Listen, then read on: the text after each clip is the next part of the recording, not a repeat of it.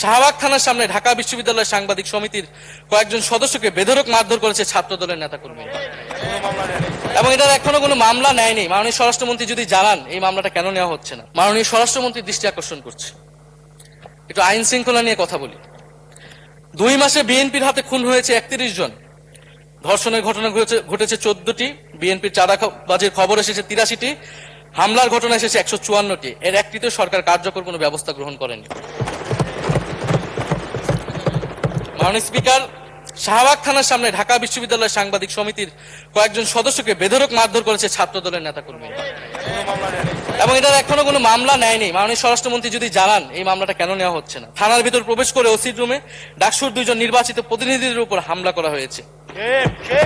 মাননীয় স্পিকার, ঢাকা বিশ্ববিদ্যালয়ের সাংবাদিক সমিতি, মাননীয় স্পিকার আপনি জানেন আপনি ঢাকা বিশ্ববিদ্যালয়ের ছাত্র, মহসিন হলের, আমিও মহসিন হলের ছাত্র। মাননীয় স্পিকার, ঢাকা বিশ্ববিদ্যালয়ের সাংবাদিক সমিতির একটা বড় ভূমিকা আছে বাংলাদেশের গণতান্ত্রিক আন্দোলনগুলোতে, আমাদের বিশ্ববিদ্যালয়ের গণতান্ত্রিক আন্দোলনগুলোতে। মাননীয় স্পিকার, মাজার হামলা নিয়ে কিছু কথা বলতে চাই। এই সরকারের আমলে আমরা দেখলাম যে কুষ্টিয়ায় মাজারে হামলা করে একজনকে হত্যা করা হয়েছে। মাননীয় স্পিকার, আমরা নিন্দা এবং প্রতিবাদ জানাই।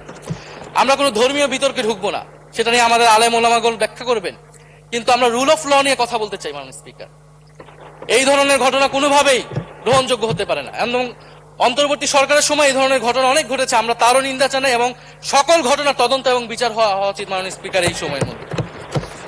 মাননীয় স্পিকার, জঙ্গিবাদ নিয়ে নতুন করে কথা আসছে, সরকারের প্রতি অনুরোধ থাকবে আপনারা একটু সমন্বয় করে বক্তব্য দিন। স্বরাষ্ট্রমন্ত্রী বলছেন জঙ্গিবাদ নেই, আবার মাননীয় প্রধানমন্ত্রীর উপদেষ্টা বলছেন জঙ্গিবাদ আছে, জঙ্গি আছে।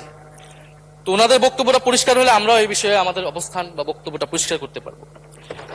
তবে একটা জিনিস, যে জঙ্গিবাদের বিরুদ্ধে আমাদের জিরো টলারেন্স। মাননীয় স্পিকার, এটা বাংলাদেশের সিকিউরিটি প্রশ্ন, এবং এটা সরকার এককভাবে ডিল করতে পারবে না, এটা জাতীয় ঐক্য লাগবে, এবং সরকারকে আমরা সর্বাত্মকভাবে সহযোগিতা করবো এই বিষয়ে। তবে বিগত আমলের মতো এবং ওয়ারেন্ট টেররের প্রজেক্ট হিসেবে যাতে বাংলাদেশে কোনো জঙ্গিবাদের নাটক না হয় মাননীয় স্পিকার, এটাও আমাদের মাথায় রাখবে।